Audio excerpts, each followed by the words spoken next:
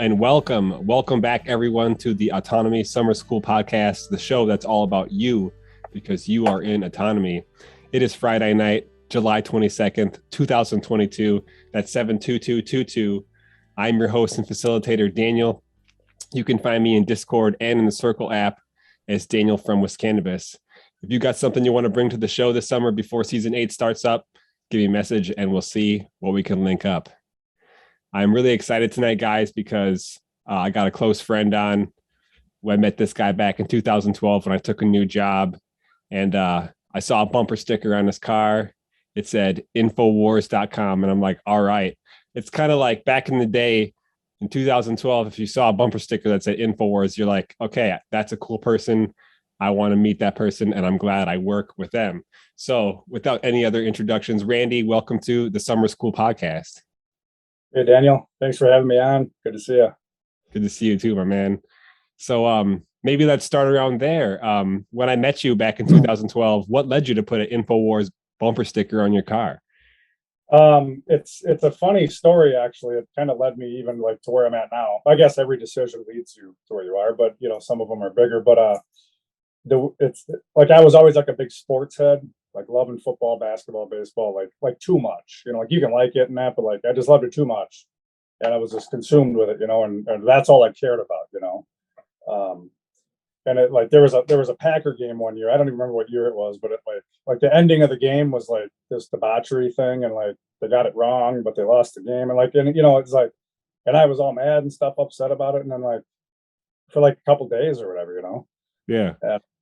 And then I'm just like, I didn't see anybody else really mad because that was that canteen when I was running my route, so I'd see a lot of different people in that. And I just came to this conclusion. I'm like, I'm way too pissed off about this thing. And like, what does it really matter? Like nobody else cares about it this much. Like, that's so like starting with just that goofy little incident, I just thought, well, like, I don't know anything about anything. Like I didn't know about government or how anything was run or like business or not. Like I was a good employee and stuff, but it was always like just an employee. You come to work and you work and you punch out and you leave. I didn't know how businesses were run. Like I didn't know like anything, just sports, So I just made a conscious effort to, well, you say the news or whatever, to watch the news, to become more informed or whatever. So, okay, I'll turn cable TV on and we'll put on MSNBC. Oh, here's the news and the person talking to you. Okay, let's see what they have to say. And then, like, it didn't take me long to realize I'm like, well,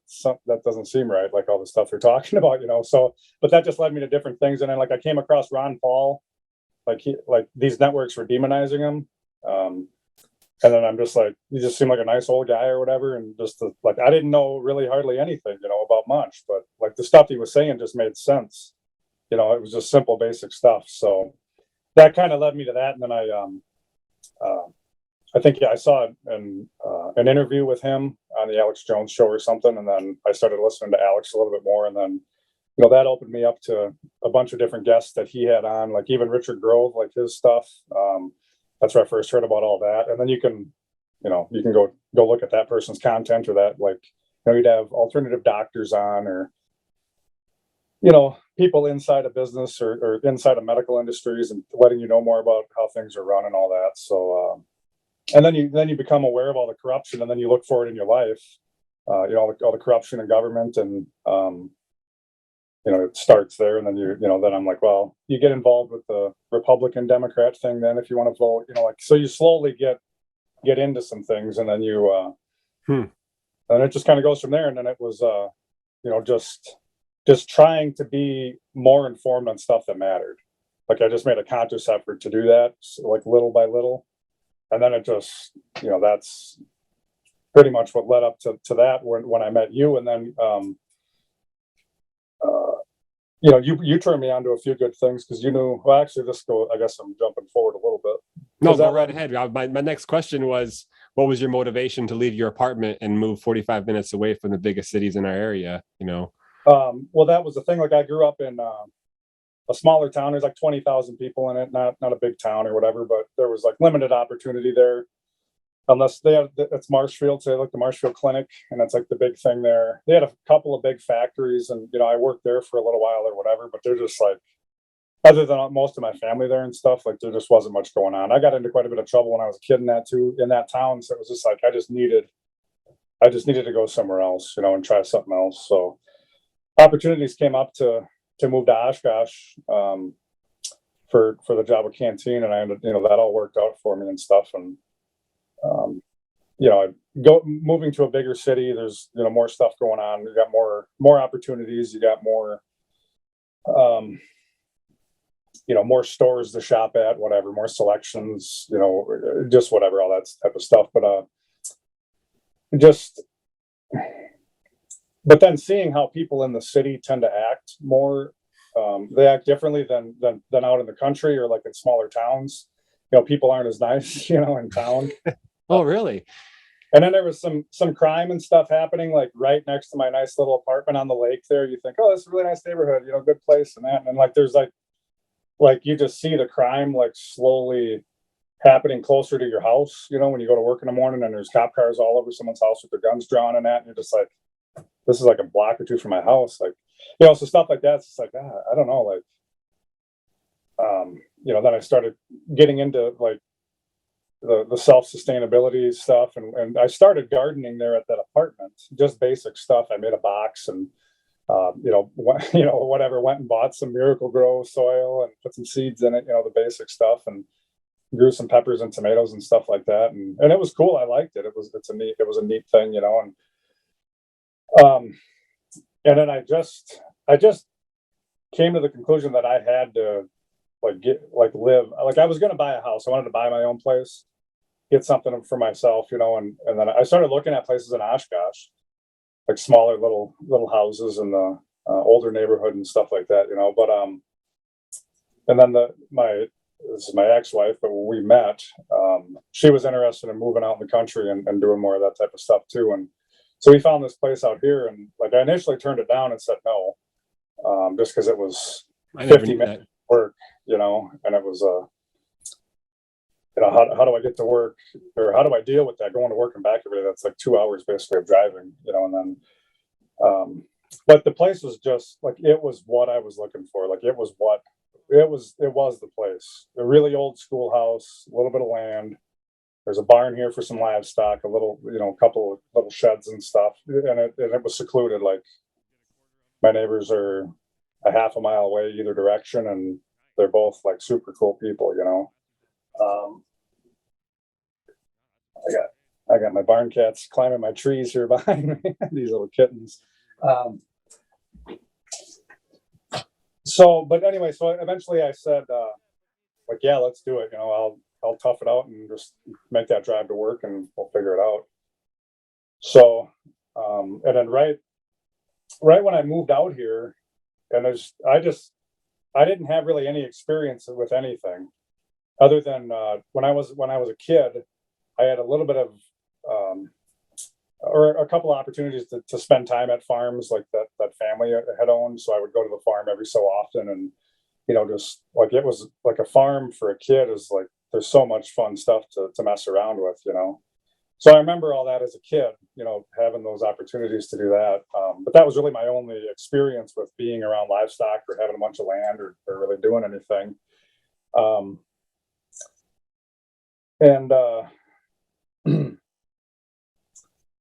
So I basically just, jumped into stuff, I obviously messed up a bunch, got a ton of stuff wrong and learned a bunch of cool lessons and started to do gardening and stuff. And then that was right when you and I met at Canteen there.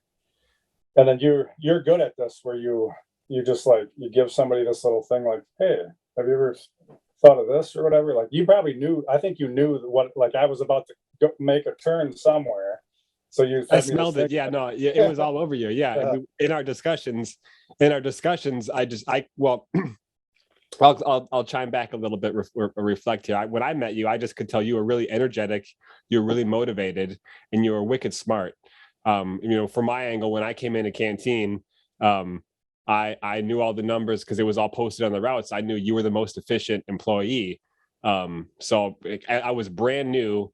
I was working that route where I was working every weekend, and I remember looking at the boards and like you had the lowest waste, you had the highest sales, you were moving the most units. And back in those days, the business really was, and this is all like we teach in autonomy, is really all about how your attention to detail and ability to adapt. You and I both knew if we had the right products in the right location, it would sell better than the wrong products in the right location. We both knew we could change out coils and maybe have this hold 13 instead of 9. That means we're going to have 6 extra sales per coil, per machine. And you and I did a lot of, I learned a lot from you in that way. I remember when I first got my own route, I hopped onto your truck and took pictures of how you had organized your shelves to hold the most cases of chips, because you were so efficient. And so anyways, I saw that in you. So in our dialogues about, alternative news and other stuff, I knew that, if you found a thread, you'd go running with it. And I remember when I found Back to Eden Garden movie, I knew you'd love it because you were right about to do all that stuff on the land, and it fit. And so why don't you tell us about like how you were able to take that film and then, find resources right in your area? That film you mentioned was, thank you for the compliments, by the way. Appreciate that. That film Back to Eden is like, I like to watch it every spring. It like gets me in the mood or whatever, it's funny. But it's just a guy explaining his experience when he walks with God in his garden every day, and he's a godly man, and and everything he says, again, it makes sense. Yeah, duh. Like I didn't think of that, but yeah, that's like totally that like, it's almost obvious after you're told it or you see it, you're like, yeah, whatever. So it was a concept of wood chips, or mulch, or not even just mulch, because mulch can tend to be like a processed material as well, and you don't know where it's always coming from, and that type of stuff. So if you can get organic material broken down well enough to be able to plant in, and then put a layer of wood chips over top of that to provide moisture, shade from the sun, and it really starts with the soil being a living thing, and it's in our modern agriculture, gets destroyed basically every time it gets tilled up or sprayed with chemicals. And it's a living thing. There's bacteria in there. There's all types of stuff that we don't even understand going on. And then when you dig up a really nice garden and you find like big old larvae and big old worms and all kinds of, there's like, that's what you can see. And that's a good thing to have all in there, but, did I say larvae? I didn't mean larvae. I meant larva. Fly eggs all over. It's got a big eye in the larva. There were these big white. I know what you're like. Yeah, they're like grubs, and I find them all the time too. They usually got orange heads and big white bodies, and you want to go fishing with them because you think they'd be great bait. The chickens choke on them if they eat them. They're so big, But so just listening to what that gentleman had to say. His name is Paul, and that led me more to becoming like a stronger Christian and understanding what the spirituality and our connection to God is, and you talk about just the soil, the metaphor that he talked about. Yeah, like him explaining it in a manner of referencing the Bible, and then and then explaining and then showing you his property and what that looks like. Based on going and doing what God suggests you to do or tells us to do, instead of what man tells us to do, which is to go till the soil and add chemicals to the ground and, all kinds of stuff like that, and that's how our food is produced, like all of our food essentially.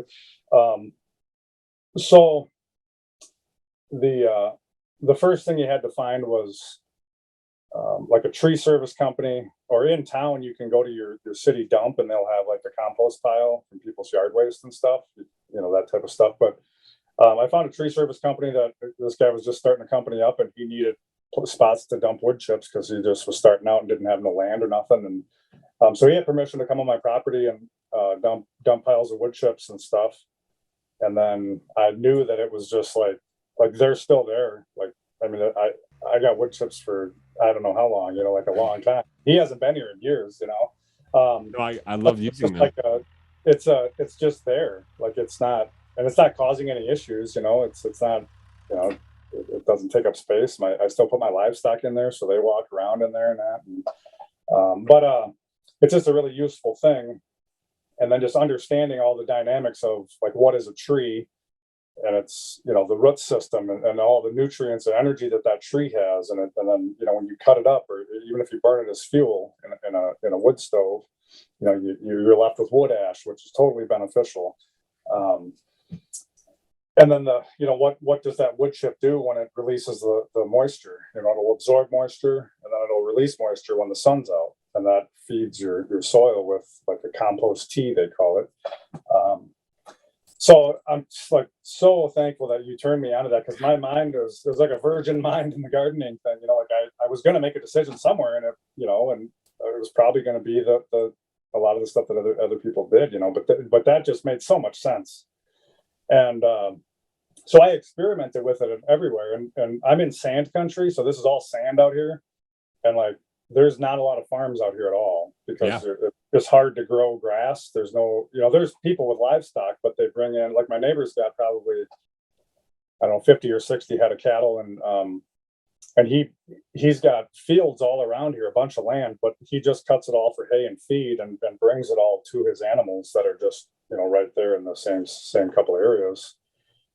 So basically, it's not a common thing to see farming out here with livestock and that. Well, let me interrupt you there, and let's talk about livestock some more. So you're out in the land, you got the Back to Eden garden going. I mean, did you come to animals right away? I mean, did you grow up with any animals around, dogs or cats, or was there any? I grew up not being allowed to have cats and dogs. I wanted a cat or a dog so bad. Like I did have a time where I had a cat for a while, and also there was another time when I had a dog for a little while. But like we just, like, you're a single mom with 5 kids. You know, we didn't have money for any of that stuff, and we bounced around all the time from house to house to house, and so I wasn't allowed. Oh, she let me have hamsters, because that was something. But like that was like, it's a hamster, like, you know, whatever. But so I had this thing, like, you know, and when I became an adult, I did get into dogs, and I've had dogs for a long time. But you know, the dogs and cats is kind of different than livestock. But yeah. So the first thing, and that's the thing with Paul too, like the only livestock he has is a little group of chickens. So then he's got a chicken pen, and he dumps all of his garden waste in there, and his grass clippings, and, you know, leftover food scraps, whatever, and that's how his chickens are surviving, you know. And then that material in that pen, from just being a chicken, it basically creates new soil that's extremely fertile, because it's breaking down all this organic material, and the chickens are adding a little bit of nitrogen and some other elements to it with their manure and stuff, and their bodily functions and systems. So, and then he takes that material and he goes and sprinkles that on his garden every so often, like, you know, I think every couple of years, he was saying, or whatever. And then, you know, he's just got this ridiculous garden that, like, you know, he can't go like what the seed labels tell you. Like, I plant this seed and it'll be ready in 3 months, whatever, yada, yada, yada. His stuff grows quicker than a lot of that stuff. So he can't go by what these labels say on the seed labels, seed packaging. Because it's so nutrient dense, they have access to so much nutrient. Yeah, that it's not, though, that seed label is going off of how man has manipulated agriculture, and going with that structure and system, you know, and how they see it based on what they do. Another side note about that, the thing with Paul, is he has Agent Orange from Vietnam, like exposure to it. So he's got these neurological issues, and he doesn't walk very well. So, and the concept is, every year that he's done this, it's getting better every year, because you're adding and you're not killing what's there. So what's there is establishing, and it's getting better, you know, and you don't have to do crop rotation and all this other stuff, you know. So it's multiplying. It's like building upon itself. It is, and he's in not bad health, but he's limited. So, but he's like, he doesn't have to do as much. Every year he has to do less, because there's so much that's just there. Like, it's just so much that's there. So it's providing for him and his wife as they get older and can't get around as well, you know. So that was another way of doing it that way. And then you look at the other way, how man has done it with killing the soil, the fall of man, right? What has happened since then? You know, like, if you till the soil and you do all that stuff, like it gets worse, and you got to do more of that stuff. and you got to add more chemicals and all Each this. year, yeah. No, each year the soil depletes more and more from the wind and the sun. But if you look at how God does things, and it's this thing with seasons, summer or excuse me, winter ends and spring hits and summer fall, and then the leaves fall in the fall, and then like they fall to the ground. Nobody, well, people pick them up. Like in municipalities, you gotta rake your leaves, or else your neighbor will call the homeowners association on you, or however it goes. I don't know how that goes, but so, but that's like the if you think about that cycle, like what's happening, it's like the leaves are falling to the ground, and then the leaf. I never rake my leaves. It's not like my grass is awesome, like because the leaves, I just let all that stuff die on the grass, and it doesn't never dies. It comes back strong, but that's just a natural cycle of watching how this created world that we live in, and how things operate. And that's actually one of the other experiences I saw here, on just west of my house. There's a patch of trees, and then I have a little bit of land right to the side of that. And when I came out here, the house had been vacant for years, 3 years or something. So, nothing was manicured. There was a yard, but there wasn't like good pasture grass or nothing. It was all dried out in the pastures and that, except for that spot on the other side of those trees. It was lush and growing, and it was like, holy smokes, and then you think about that, and then you're like, yeah, every year there's these oak trees and pine trees right here, probably a half acre or whatever, but every year nobody was here doing anything, and that area there where the leaves fell every fall, that's where they fell, and they collected over there, and that was where the natural cycle was happening, and that's where it looked great, because man had not intervened,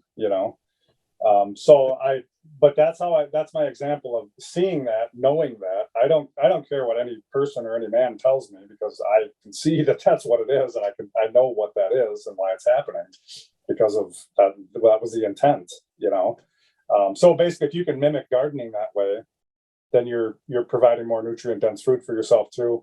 And then that's that spot over there I was talking about with the pasture and that area that had grown well. I use that example to, try to mimic that on the rest of my farm. And you do the same thing. I can't, once I get this grass out here growing, I can't kill it. It's a son of a gun. And that's why people use the chemicals, because they can't keep pulling this grass out, because it just loves, this material you're trying to grow in, but covering the soil is basically the key, to a lot of it, because you're protecting it from the sun then as well. And then don't disturb that. And then next year, just add to it again and add to it again, and then, you'd be more drought resistant. You're not being dried out, so the moisture retention's there. So I tried to mimic that in different ways on the farm throughout the years. And again, I'm still learning stuff. So I'm listening to podcasts and stuff from big beef farmers and how they do things out west.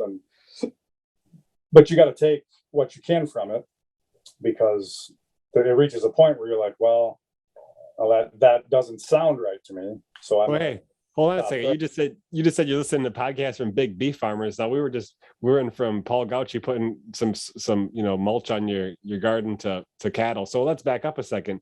When did you start getting into animals, and how did you progress to learning about cattle? I take it you want to tell us there's cattle on your land now. Yeah, no, yeah, but there's that's if we go down a road, we'll go down that road. Or who knows where.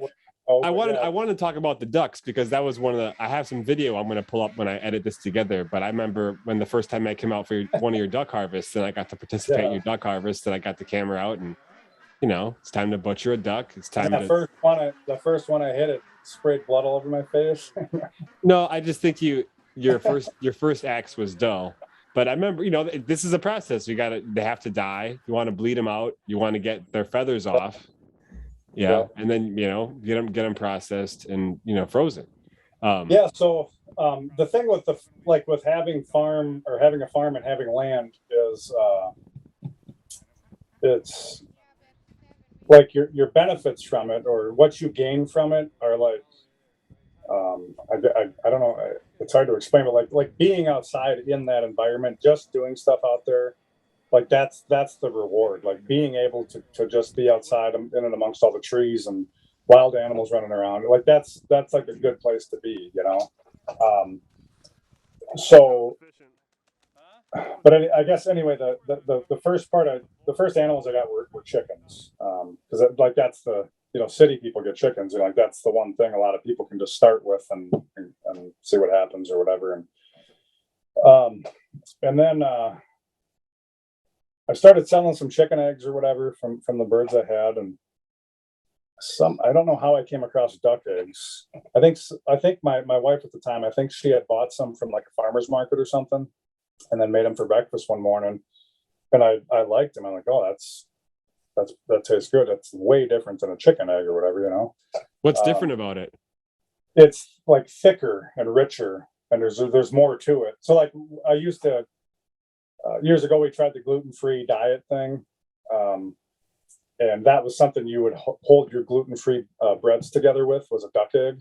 Okay. It's super thick and super sticky. So like, because like gluten-free flour in that, it'll fall apart. Like your breads will fall apart real easy.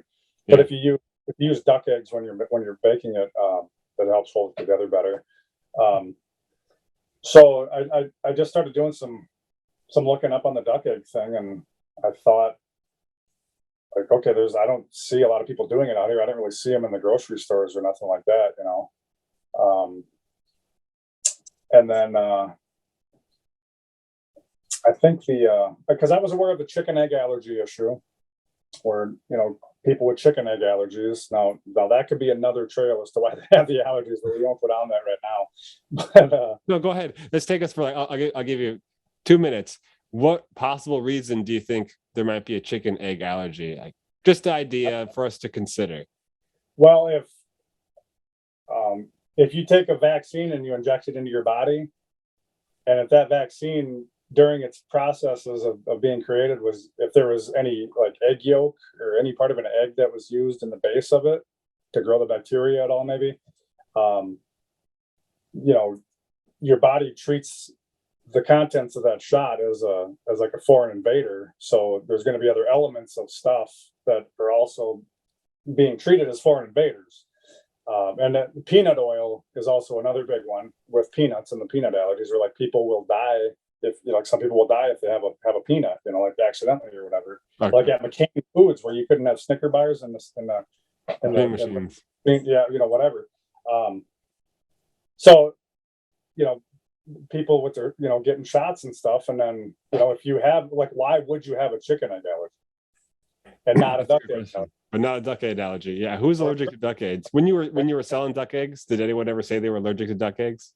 Oh man, that was like my favorite part about selling them. I would have given them away if I could just have that conversation with people, and like I don't know. I maybe shouldn't go that far with people right away or whatever, but like if it sniffs around there, like I'm going for it, the conversation. But that's the urinal story. Okay, maybe for later in the show. So you got some chickens, you got some ducks. Well, the ducks, like that's actually one of my detriments that I tend to have is, I'm going to get some ducks, and I'm like, I get 300 ducks. Why do I need 300? Well, I need 300 ducks because the breed of duck that produces the most duck eggs in a year, like 300 a year, these little hens will lay. It's like a hybrid duck where this breeder has bred certain strains of ducks, and they've created this small little hen that lays these big eggs and lays like 300 a year. So, but when you hatch the eggs out, you don't get the same bird. So you which also now that they can alter that as well to where what you're getting. So they're but whatever, that again, that's another story. But so anyway, you end up with males and females. So them females that are nice and small and real efficient, they're great for laying eggs. But the males are basically the same thing. They're just males. So they're small and there's no meat on them. So there's like little value for raising them for meat or anything. Actually, the guy's biggest customer was like reptile people. They would ducklings, and then there would be like reptile or whatever. So basically, if you bought 120 hens, like at a minimum, he'd give you 120 free males. Oh, wow. And then I'm like, well, I just do that, raise them up, and have them butchered or whatever, and try to sell them or eat them ourselves, whatever. Just have all these birds, and then somehow that ended up into being like 300 ducks because I got I figured out more because I wanted to keep some of the males so I could reproduce my own offspring and stuff too. So whatever, it ended up being like 300 ducks, and it's just like I didn't know about like really much of anything about it, and I didn't I had nice duck egg cartridges and labels and stuff, and I fed organic feed. I drove 2 hours away to get my organic feed. I went there for other stuff in that area, so kind of like whenever I was over there, I'd go pick it up. But so I was trying to be conscious about all that too, and I guess I didn't really understand business or anything like that to make that a successful venture, and it just and that's the way it is with a lot of farming. There's just it's a money pit, you throw your money right down the hole, and then your value. I wouldn't say you threw it down the hole because you put the money into an experience. Well, but that's your forward. Like when you have to stop doing the thing, you're like, oh, this isn't working out. I got to stop doing this or cut back or do whatever. So when I have those types of thoughts, that'll be my first thing as well. That was a failure. And then you're like, well, but then you look at all the stuff you learned from it. And one of the things I did end up doing was it was going to be too expensive to have those ducks butchered by someone else, like $7 per bird that we're going to charge. So I ended up just buying my own processing equipment that I still have today and I still use today. Like, I don't know, whatever, 8 years later or something. So there's a benefits like that to it, that I had bought this nice equipment to butcher all them ducks. And then I still have all that stuff to use today. So, but yeah, just the lessons and like I could go get ducks right now. I don't have ducks anymore, by the way, but I could go get ducks right now and raise ducks. I learned how to hatch them. I bred them all. I hatched out the eggs. I got the incubation right to get like 95% of my chicks or the eggs to hatch and the chicks to make it. So I learned all that cool stuff, and that's where the value comes in. With hold on, someone's in the kitchen and my wife's not home, so it might be one of the dogs. Yeah, go right ahead. That's totally fine. It was her. It sounded like I knew she was gone. I didn't hear her come home.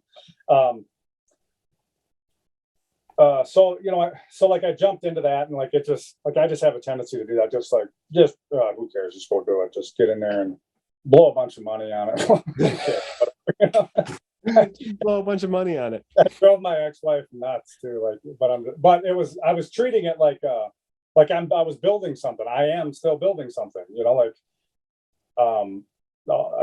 Through my journey so far is like what I'm building out here is for future generations to be able to have food, even like after I'm gone.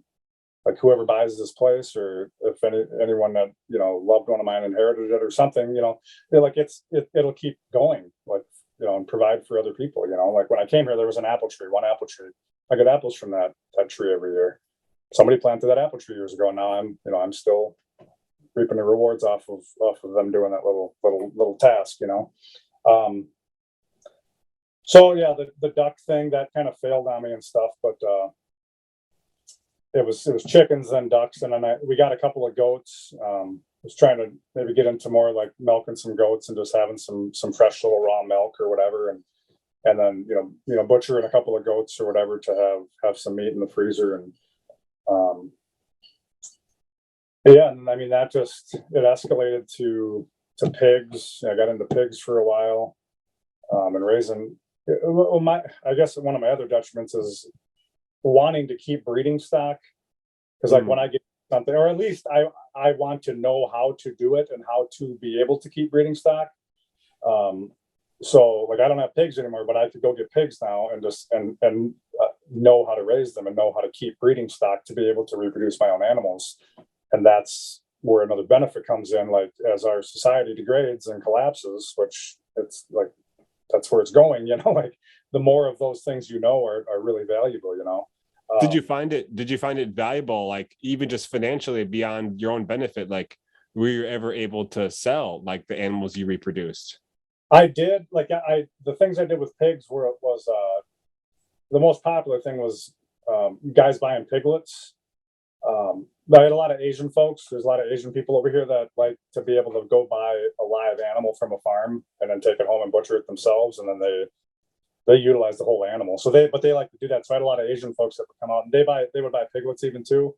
And then there's like this certain sausage that they make out of it or whatever for certain recipes or certain events. But the common customer was he'd be like a working class guy. He's got a little bit of land in the country. He's got a day job and a family.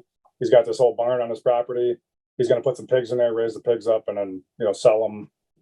Send them off for butcher and sell them in the fall to friends and family. Like that was like the standard guy that I dealt with all the time, like a handful of guys like that. Yeah. But there was like there was no financial benefit into it for me. And then going back and seeing all these mistakes that I did make, like the duck egg thing, like just going balls to the wall with the duck egg thing and not having a real plan on what I'm going to do with all these eggs, or how I'm going to sell them or how to market them even or anything. But we had all this food, like the family has, we got all that food, we're not going to starve, we got all this stuff, but I had that tendency of just going into it too, maybe too much right away, but the pig thing too, that, looking back there, just with how a pig acts, like they're if you're going to keep breeding stock, you got to have a really like a certain setup for them to be able to reproduce properly without harming the piglets, because they don't know that, like they're so big and they can't see what they're doing all the time. There's like 10 piglets in their pen and they'll just turn around and like step on one of them and hurt them or whatever, but so there's like all these different things, and I didn't want to do like inhumane stuff to the animals either to do to raise them. So I had a lot of losses and stuff, and it's just like the farm for me is not, I never really ran it as a business, and I still really don't. Like it's in my monthly budget to take care of my livestock and to feed my animals. Like I don't run it like a typical business, and I never really have. So I don't know. At some point we might try to get there more, but for the most part, it's just building the farm and not looking to be able to pull money out of it when I need it here and there. But it's there and it's operational. It's going on before in front of you. Yeah. And there's like assets, like I have assets sitting around the farm everywhere. Like there's a pile of telephone poles out back. I've got some T-posts, some fence posts out front here that I have for sale right now. And so like when I need to sell, like make some money or to get some money for something, I could sell stuff that I have around here, and there's markets for all this stuff, and that's based on inflation. And like the T-posts, they're steel, so they're up. Like the price of them are high right now, and there's a shortage on them.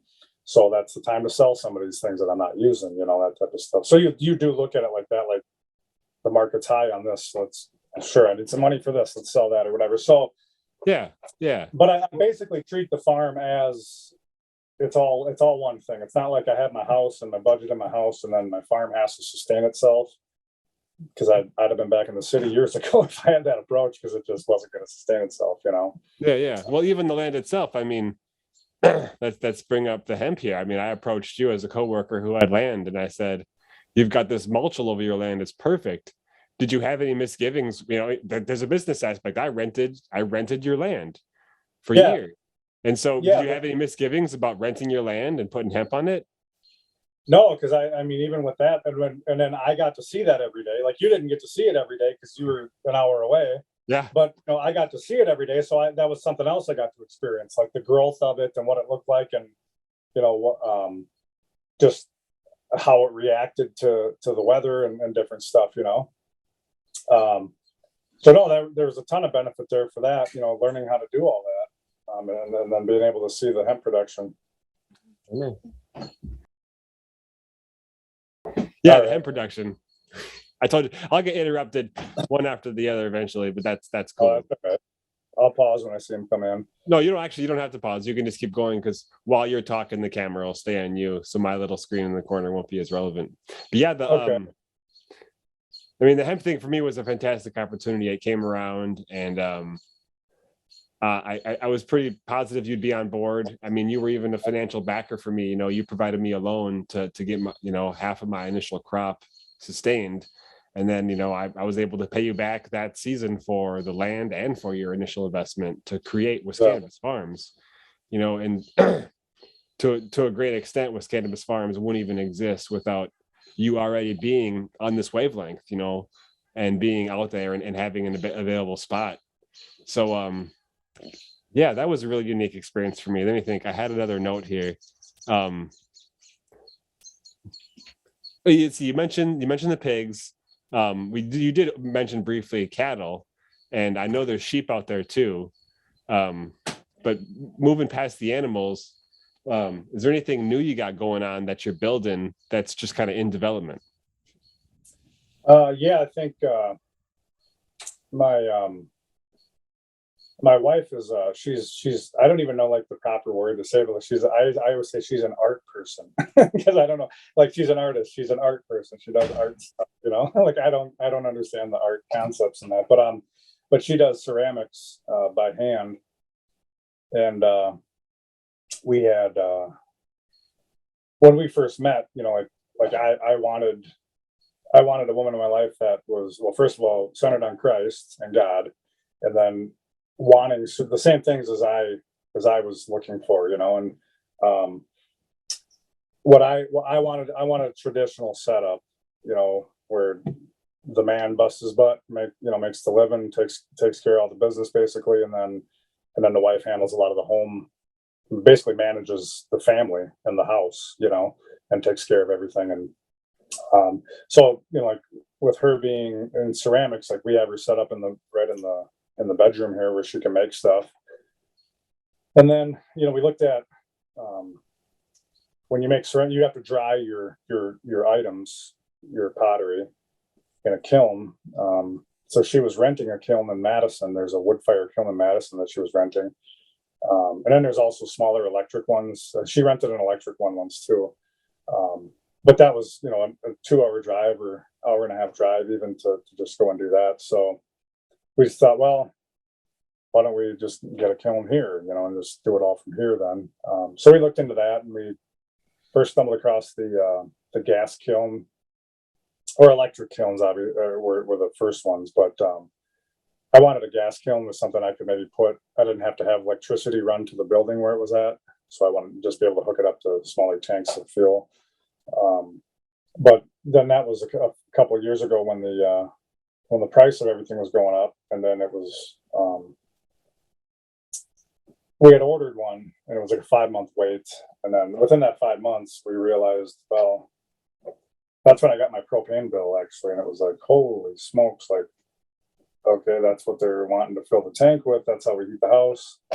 That's way, way higher, and so then we're gonna have to pay that amount and be controlled by that system whenever we want to use this gas fire kiln as well. So we decided to cancel that order and get our money back on that, and then we just to build a wood fire kiln on the property here. That's where we're at, and then we'll gotta do the chimney in the back there yet where the cinder blocks are sitting. Yeah. And this here is the door where you feed it, or not where you feed it, where you put You're gonna put the material into roast. Yeah, that's where the stuff. So that comes out and then goes back up, and then this is one of the fire boxes here. So you feed the fire into there, and that's where you get one of the fire going. Oh, this is gonna be a wood fed. It's a wood fire kiln. Yeah. Wow. She's got her first stack of wood over there ready to go as soon as it's done. And then a second fire box over so here. You can heat it from two sides. And this is your vents, temperature control and stuff. Oh, and then the chimney will be here. That's what all the flues are there for. And that's gonna go straight up and that'll out. Go right up through the roof there. So we're like 80% done. That is fantastic, dude. Last time I was here, this building wasn't even up. Yeah, shit. I did this last fall, but I was able to find all this metal even at an auction. I've got part of my property is a failed Christmas tree farm from a previous owner, and it's these pine trees, like 12 acres of them. Some of them are 20 feet high. Some are, well, now they'll even, reproduce themselves. So there's smaller pine trees starting out there and everything, but it's really where I want to put more livestock and stuff. So it's always been a nuisance to me. Like, I got to get these trees down. There's no value in them for lumber. You can't use them to heat your home unless you had an outdoor wood burner. Nobody wanted them for Christmas trees. They weren't manicured, so they were like raggedy looking, So these things have just been a nuisance my whole time out here. But it was going to cost like $8,000 at a minimum just to have someone come and remove them or cut them down or chip them up or do whatever, So I never did it, and I just ended up fencing it all in for livestock and just saying, well, whatever, I'll just cut them down and burn them in the fire pit every once in a while or whatever. But anyway, with this wood fire kiln, and then when Terry came around and we met and it's like I had that thing sitting there, this so-called nuisance now. And now it's fuel. Yeah. Now what you need to fire this wood fire kiln is a bunch of pine. And I'm like, whoa, I've got a bunch of pine, so it's nice how things work out like that. So we got all this fuel everywhere to fuel this unit. It's on hold right now. We did, I've got, the buildings up and the base is done. We're at the point where the arch has got to be put on. But Terry sells she has mugs that she still has. She had like some inventory that she had, from her last couple of firings. So she has like little coffee shops in the area that she sells her mugs at and stuff.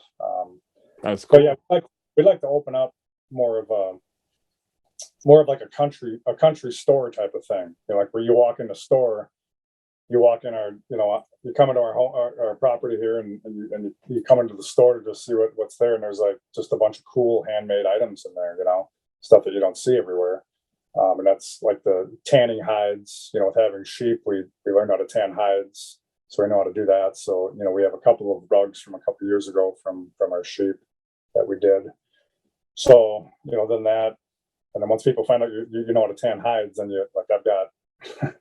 I've got a freezer full of deer hides, and I've got a whole coyote in my freezer for like way too long now. I gotta get it out of there. It's just a coyote in your freezer. Coyote, yeah, a whole coyote. Wasn't gutted or nothing. My buddy shot 2 of them, and he gave me the smaller of the 2 because he knew I was doing hides. And then I was just busy, and I'm like, well, I just met him.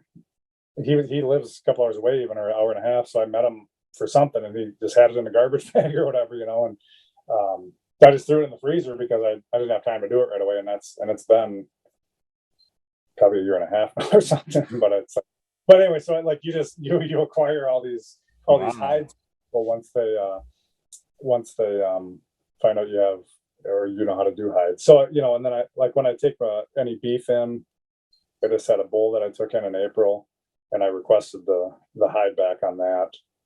And then, but that's one of those things where, and getting back to the financial part of it, and like treating the farm as like just part of your home instead of as like just as a business where you have to do certain things then because you need to make money on it. Because then that's when you might do things that you really don't want to do, go down certain, do things. So like, I think that was a big part of it for me, was like, well, I don't want to have to get to the point where I have to make money doing it, because then, then it just, I don't want to have to make those decisions. So, but so with that, then I do have like an outside job, like when I worked at Canteen, or so I have to work somewhere else to help bring in money and to pay for stuff. But, so, where was I going with that? Oh, we were talking about the, well, no, that kind of wraps up what you were talking about, what you're putting into the farm, your passion for it. We talked about the wood fire kiln and how when it came to how to fire the pottery, you realized you had the fuel.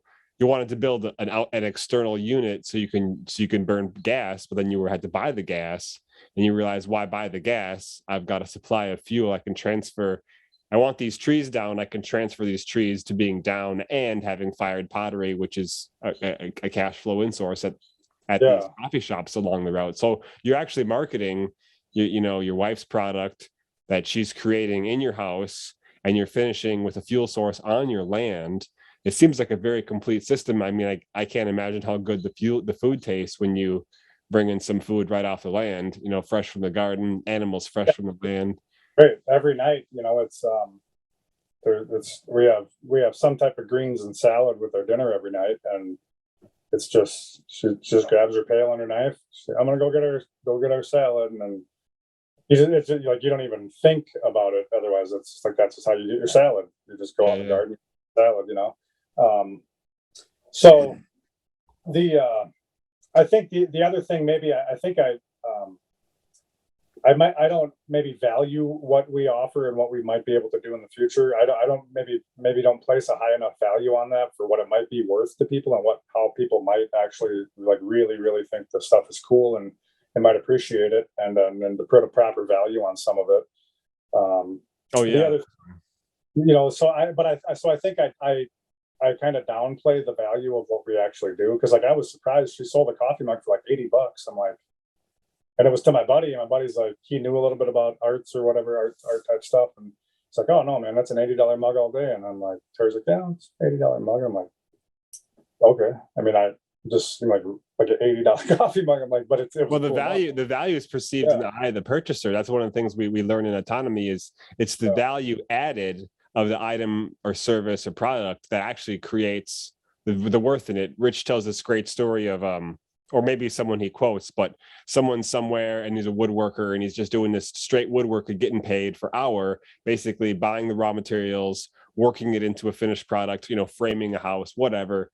And in this one case, someone wanted him to frame a painting, but it was a very specific and very valuable painting.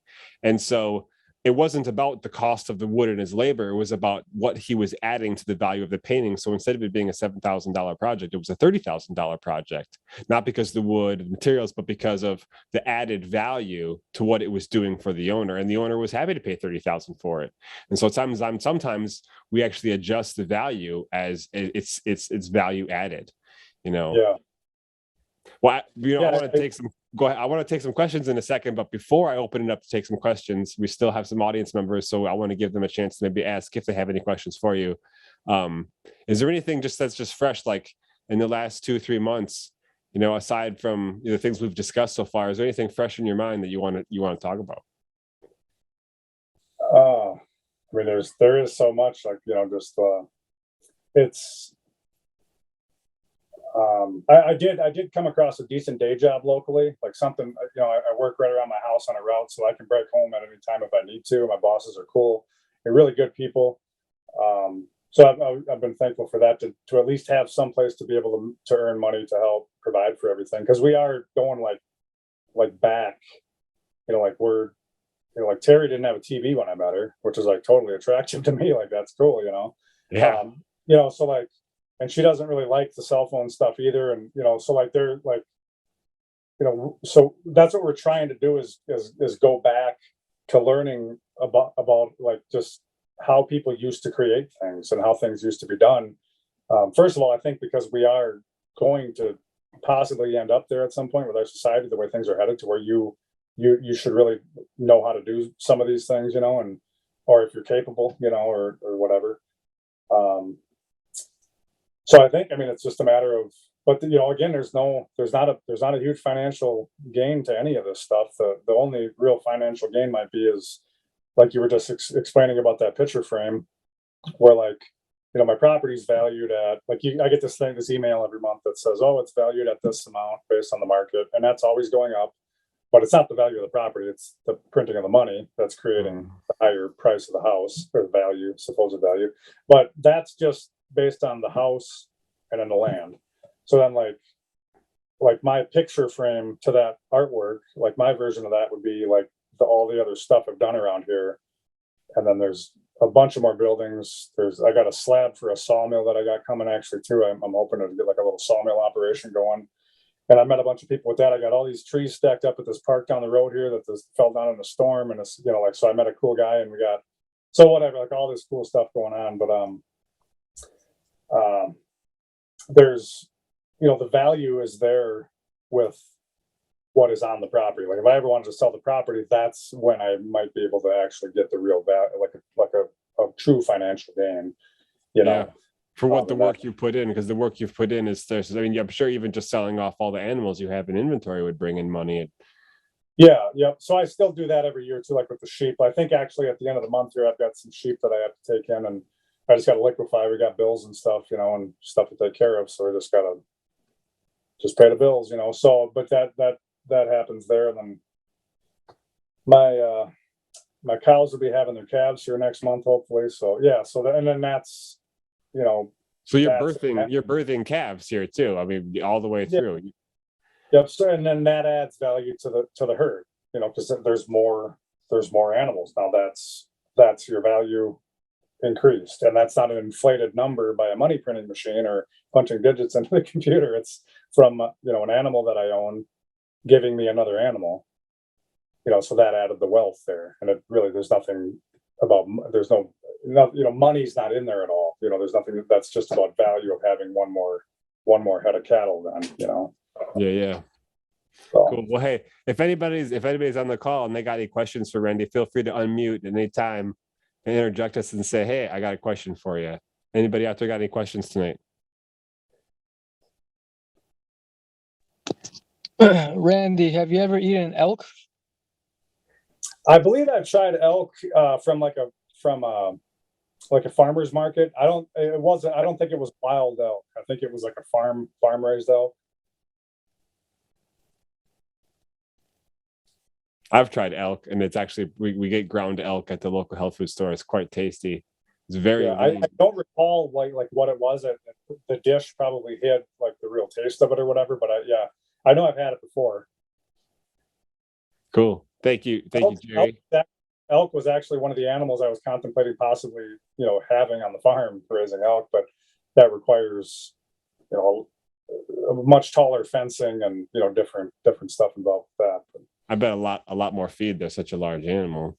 Yeah, and then also with the you got the antler sheds every spring, and I've got a set of antler sheds that I found out west when I was hiking years ago, and it was so cool finding those. Like it was like so. But anyway, to have like elk sheds, and you can make tools and different things out of the elk sheds, even or you can put them on the hood of your car. Why not, right? Yeah. Well, let's see here. I was thinking about sharing some memes that I've been getting in from the Grand Theft World community. I really enjoy being able to just pop into the Grand Theft World and just look at some of the memes that get shared. So there we go. They're not really people. Infants given soy formula had up to 22,000 times more estrogen than breastfed babies, equivalent of 5 birth control pills. Gee, so maybe it's not healthy to give your baby 5 birth control pills. Oh, this one I need to adjust because this is actually going on. I just tipped over and watched the War Against Us All live stream, and it's just getting into some of the hemp stuff. And here I can't really get this to sink down. There we go. 2 plants can save the world: bamboo and hemp. They grow anywhere. They create jobs. It replaces oil, coal, and wood. It can be used in 50,000 products. It's all good. We love hemp. Why would big industry ever make that illegal? I don't know. What would the reason be? Somebody made a bad, conference call decision or something, it appears.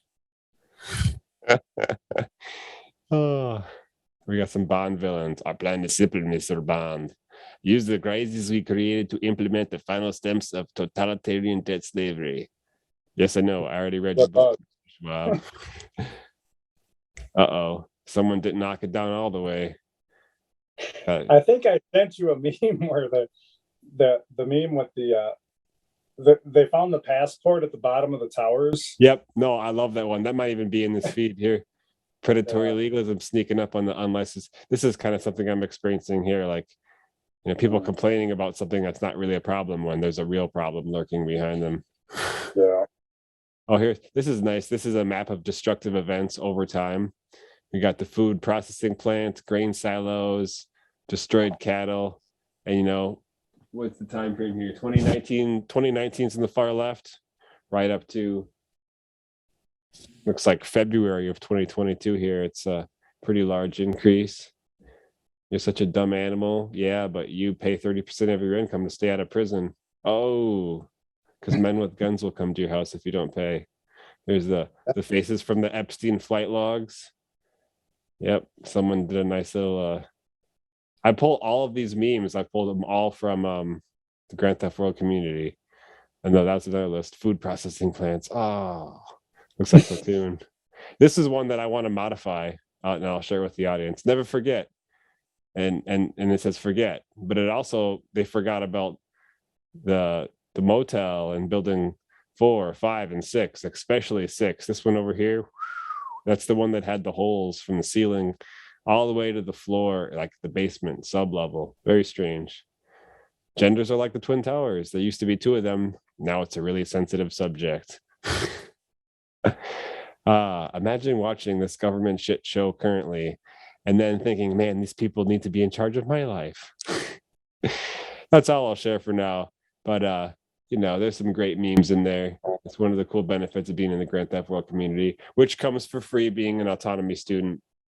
I was hoping maybe some of my fellow students might talk up and ask you a little bit about, because you mentioned there a little bit the value of your farm, and even beyond like the selling of your animals, just your experience you've gained and the things you've been doing out there. A lot of people who want to start these things, it's difficult to navigate. How do you find good answers? Maybe even just the right, say they want to get a duck, what kind of duck should they get? Maybe they live in a really hot and humid place in Missouri, or maybe they live in northern Wisconsin where the winters are brutal and they need to have an animal that's hardy enough to survive that. I think your experience is incredibly valuable. I mean, each time I would come out there to work the hemp, just walking with you on your land and looking at your animals, or whether you were there or not. I mean, there was times when I went out, and I'm actually going to track this video down and share it in the edit, but I was coming out to check the hemp farm and I found this just gigantic mushroom growing underneath the pine trees, and that big pine, that failed Christmas tree farm you talked about, which turns out not so failed, right? Because that was where my hemp did the best, in that sandy soil surrounded by those pine needles with the wood chips on top. Yeah, it's like it's all gifted, but that's that can be the initial thought. And like you were touching on it there, where like some people maybe are a little hesitant to take that first step to do something like that. And that, like, if my experience helps people out, that's like a huge benefit, and I really appreciate that. But like, I didn't know like anything about farming. I didn't know nothing. I was so I learned it on the fly. Spent a lot of money, where most people they would think it's crazy the amount of money I've spent over the years, and they don't see like that money anywhere, basically. But I've learned a bunch of cool stuff and had a bunch of cool experiences. And I think one of the other things too is just recently my cows got out for the first time. Oh, really? Out, and it was I think it was a Sunday night. We had just made some popcorn and we were going to sit down for a movie. It was just getting dark, and then my neighbor knocks on the door. He's like, "Randy, your cows are out in the yard, out in the street." I'm like, "Oh, what?" Actually, there's a guy that lives right on the corner here that just has a little camper, and he comes up from Milwaukee on the weekends or whatever and hunts up here, that type of thing. But so I run outside, and sure enough, there's 2 of my young cows out in the yard, my bulls across the street in the farm field, and then you're like trying to put it all together and manage it, and then it's like eventually we got them back in, and my cows are not aggressive or nothing like that. It's just a matter of if somebody flies by on it, down the road, which is a quiet road, but from people can, some younger people will come flying down the road, but if they hit a cow, that's a really like a bad thing. I had a nephew in 2001 that died like that, actually. Oh, wow. He was 10 years old. This my sister's oldest son. He was in the car with his father, and they hit a horse on the highway, and the horse comes through the windshield and killed my nephew. So like, when something like that happens, I'm like that can't happen. Like, how did that happen? Where is it? And then I found the spot where they got out, and it was a seam that I didn't connect, where I had just replaced some brand new fencing. Well, actually, what I was getting at with this story is I'm coming back to replacing all the first fencing that I ever did out here. and it's total garbage. Like I didn't know how to fence. I didn't, I just did like what I thought from YouTube videos or whatever, and that type of stuff. So basically, like, my first fencing job, and I was utilizing older stuff that was still laying around the property here, and that, and when I first showed up. So yeah, it's just funny, like, 9 years later, and then, or 8 or 9 years later, and here and now I know how to fence really good. Like that's one thing I'm really good at. I got the nice equipment for it, all the materials I need and that, and I put up a good fence, but where they got out was where my new fence job had reached it met my original fence job, and I didn't get to extend it where I want. I basically had to stop the project there. So when I didn't connect the seams on the fencing, I just stapled them both to the same post. And then one of my cows reached over top of the grass to nibble on the grass is green on the other side, to reach and grab that grass on the other side. And she like pop, pop, pop, pop, and like kind of just popped the fencing out. And she's like, oh, and then she was just able to step over. And then, two of the other ones are like, oh, well, yeah, let's go over there. There's taller grass over there, but that's right by the road. But anyway, so, I was thinking about that when I've been tearing down this old fencing, and those were T-posts too, like a lot of the metal stuff. So that's why I tore them out so I could sell those. And then now I just do wood posts, like cedar or sometimes treated posts. Or actually, what I like to do too is go to old auctions where guys are selling stuff and that, or get a lot of good deals and old fence posts there. So, but now, yeah, it's just funny going back and just reliving memories of when I put that fence up, and here I am, and that fence job sucked, but here I am replacing it, and just happy and thankful that I learned along the way how to do it the right way and put up a good fence, So, but again, I mean, I didn't know anything about how to do a lot of this stuff. You read books or you get online, and there's like YouTube videos and stuff like that of people doing all kinds of stuff like that. You can learn a lot like that. Or I think an element of the gardening and just being in that element, I think we're all imprinted with that type of stuff through God. Like, it's in us, and once we start doing it, and we just start, like, even like I was saying, I grew tomatoes and peppers in Oshkosh in a little wooden box on the dock by the water or whatever, and it was like just something like that, like that led me to really enjoy doing that type of stuff and getting involved with it, but like, I didn't know, and I grew up with a single mom. I never met my father, so there was a lot of lessons that I didn't learn without having a strong male figure in my life as a kid. I just grew up like ignorant and not knowing a lot of basic stuff, So, but I mean, I just knew I had to do it. Like, society's to the point where, like, you really don't want to be in the city. Like, I can't be in the city. I don't want to attempt to raise a family or anything like that in the city, So it's a matter of just getting out and forcing myself to learn this stuff. And then, you meet a lot of cool people along the way, and there's a lot of other cool people doing it too, so you can barter with people, and you got networks. And I know all these other people that, that are into other stuff that maybe I don't do, but they know how to do it, so yeah, it's, or the bird processing thing, like, I'm able to help my buddies process their chickens and stuff. And yeah, like, it's like a whole community kind of networking, feeding back. Yeah, so that's a positive too, is that there is a lot of people out there doing it, and a lot of people are doing it the same way. Where, like, they don't know, they're just taking a step. Figuring out, right? They're figuring out. They're doing it live. That's what we call it on Saturdays. We do it live. We just go out there, we step up, and we fail forward. Yeah, because I could never imagine, like, going to, like, agriculture school or something. I've got it. I think we get kicked out, Randy. But yeah, like, what, like a good buddy of mine, he's in his 60s. I think you know him, actually. His name is Steve. He works at Plexus, there, the janitor. Yeah, I remember talking to him a couple of times. Bald guy with glasses. Yeah. So he's a farmer his whole life, raised 5 sons on the farm, dairy farm, like all that whole environment, And his oldest son goes to Madison for agriculture school. Okay. And now my mind is like, you were born and raised on a farm. Your dad's a farmer for years. What the hell else do you need to learn in a university? Like, what? Like, the university is So, but now they're actually separate, like almost separated in their mindsets, because the university basically warped his view on all this stuff. And now, and his dad, is they don't agree, they don't get along, but yeah, it's crazy to me to someone goes to university to learn agriculture. I just think we're imprinted with it, and if you just go do it, like it starts coming to you, and you got to filter out what you hear and what you listen to, and what advice you take and all that. Yeah.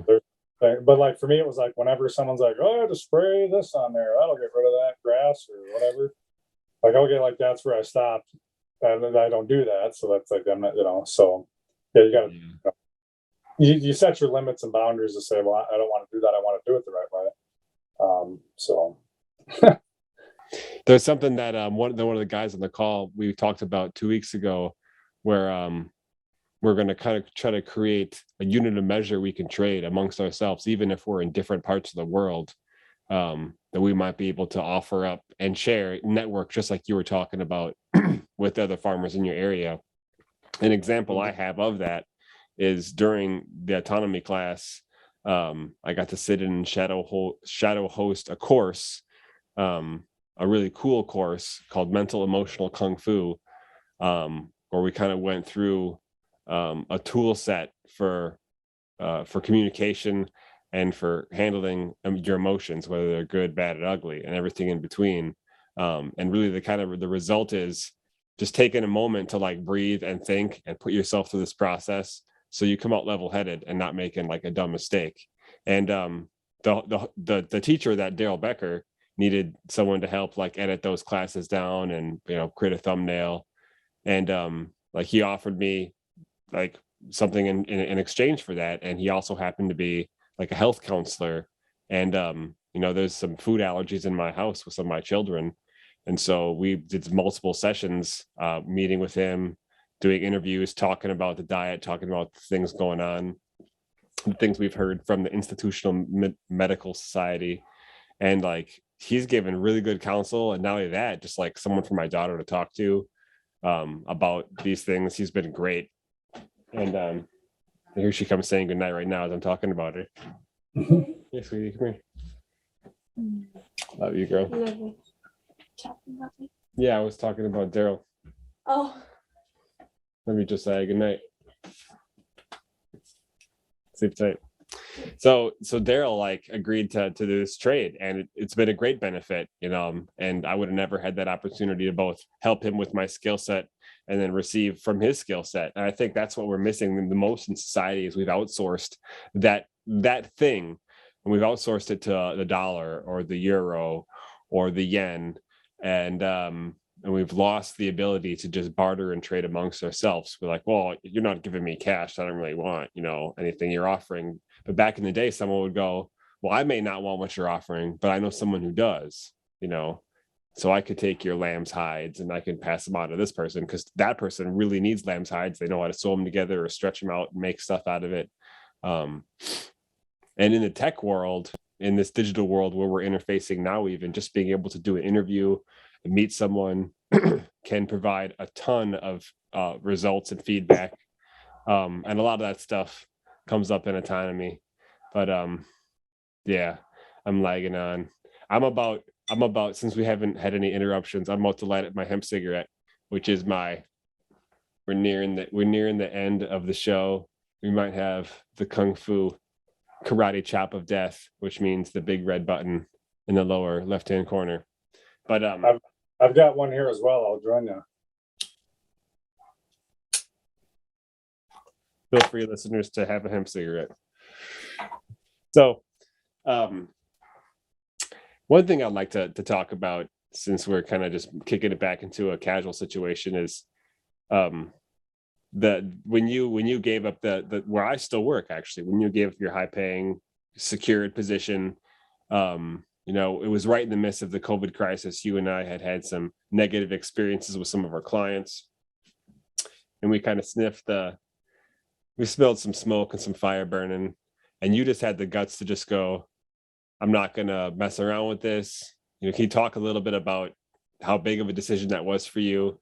And come looking back on it now, months later, do you feel like it was a rewarding decision? Yeah, and it wasn't just. It was spur of the moment decision to do that when I did it, but I had been contemplating like wanting to leave for a little while, like because it was dreadful to get up, drive to work an hour, and then to drive home. Then again, it was an easy job. Like my job was down. Like I really didn't have any issues. My route was real smooth, so I didn't run into a lot of problems during the day. So, but it was just a matter of like being in the city, with the traffic and stuff. Like one of the most common ways for people to die that we just look past is in an auto accident. Like like people die in car crashes like all the time, and like we just don't think about it. But like we put ourselves in that position every day by just driving around with other people. So I had been thinking about it for a little while, but it was a matter of like with personal life too, where I was at, and just certain things that I put my with my personal life decisions and all that, I put myself in a certain like corner myself in or box myself into where I kept thinking like I gotta stay there. I gotta keep this job to be able to cover all this stuff that I got going on in my life, all this financial stuff, and so I've been wanting to do it. The one big reason was my ex-wife. We had she wasn't really on board with a lot of that. She never would have been able to get by and to really want to live that lifestyle of not having a bunch of money, and getting by and having faith in God that He'll provide, and just not letting that control and dictate your life. Because basically it dictated my life. Like, like Sunday night, I couldn't go do a lot of stuff because I had to start my week and make sure all the stuff on the farm here was kind of set up the best I could to make sure the week went smooth. And I'd get up at 4 a.m. and go outside and get my chores done, and then hop in the car and drive to work, and then usually get home really no later than 2 o'clock. But then there was a lot of times too where I was not getting adequate sleep. Being shocked awake by this thing every morning, this little thing by your bed that beep beep beep beep, or like an alarm clock. Like that's not doesn't seem to me to be a natural healthy way to wake up. Like you're shocked awake every morning. No, I agree. Instead of just waking up naturally. So there was all these other things that like I knew that these things were taking a toll on my life. So the COVID thing really just pushed it over. Well, and then in 2022 is when I went through, or 2020 is when I went through divorce. So then I was, single for a little while and living alone and still doing that stuff and everything. But I really wanted to just to do something else. Like canteen was it was getting to be too much for me. Like just all the stuff that goes along with it and the burden it was or whatever. So when COVID hit, when all that, when people just freaked out and started doing all this weird stuff with the masks and barking at you at the store if you got too close to them and like just weird stuff, and then like you said, the stuff we experience when we go to these accounts. So like before that, what we would experience is like if we went to a warehouse or something where there's forklift traffic, you'd be like, oh yeah, you got to wear safety glasses and a vest in this warehouse. Okay, whatever. Like that's a reasonable thing. That's not a big deal. And then that turned into, well, we got this this mask mandate. So now you got to wear a mask whenever you're in this building here. And some of them, I got by with this. Excuse me. I got by with this. When I used to have long hair, I had this like Nike breathable headband thing, and it was like you could breathe through it, and it was designed so you wouldn't sweat, but it would hold your hair back. So that's what I always wore as like my face mask thing into these accounts, because I could still breathe with it on, and it wasn't really restricting me at all. But so I'm like, so it was that, and then it was like, and I know what's coming. Like I'm informed. I stay up on what's going on. I like to know as much of the ins and outs of the behind the scenes stuff as I can. So the vaccine push is coming, because that was one of the main agendas to doing it. And then, whatever. I mean, yeah, it was, so with knowing that the vaccine push was coming, I started contemplating, like, thinking that the following fall and winter was going to be bad and people were going to start overreacting, and it's going to be the side effects from the people that got the shots, like when that shows up in the environment, and then the people are going to say there's another strain and you got to get the vaccine, and like all this stuff. And then we started having those memos posted. Yeah. There was nobody ever telling us anything. It was just this memo posted on the wall in a spot where everyone would see it. And it was, you remember him. I don't remember all the specifics, but it was just like, I photographed them all. yeah, it was basically saying that like the company is, wants you to get vaccinated essentially, and all this other stuff. So I started tracing that and talking to people, and like the local people in Appleton, they didn't know, they couldn't answer my questions. Like that, they're just middlemen, essentially, just pushing the corporate thing, Yeah. So they gave me numbers of certain people, and eventually I ended up talking to the head HR guy of like the whole Compass Group. Yeah, you said Southern California, right? Yeah, he was out in California. He's a nice guy, laid back and stuff, but like he just like like he didn't get it, like any of it. Like we had good conversations, long conversations, but he just was doing like whatever the mainline thing was, and he would not go away. Like he didn't even have a different view. It was just whatever he was told. Like he didn't think about anything after whatever he was told. So then I was thinking, well, this is basically, and he's the one that makes these decisions for the whole umbrella of Compass Group, and what the new requirements were going to be for all the employees and stuff. But he would have to go past it. Like there's like a little board group meeting or whatever that had a few people on it, but he was ultimately the one that would make the decision. But yeah.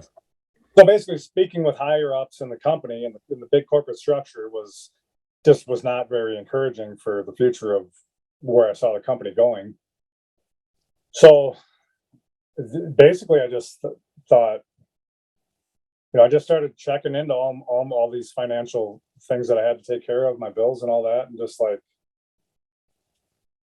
there was like a savage. I found out they'd pay me out my holiday pay or my vacation pay for the following year, even, all this other stuff, and whatever sick days I didn't use. Like I would get a couple of nice paychecks yet after the fact if I did leave, and that would help us get by for a few months in that. But and then it gave me access to my 401k, whatever I had in there then, because then I could move it or cash it out or do whatever I wanted, because then I wasn't employed there anymore. So there was like all these other options, and then I'm like, the financial structure, knowing what that is and how it's manipulated, and like I don't have any say in what that 401k brings back or nothing. It's just criminals playing with our money, playing with our wealth. Criminals playing with our money. That's like the story of a lot. But so once I started looking at all these things that I thought for a few years were like things that I just had to deal with. Like I have a 17-year-old son, and he lives in Minnesota, so and we have a great relationship. He's an awesome kid. So I still had child support to pay for him, and I always helped provide as much as I could for him and his mom and stuff too.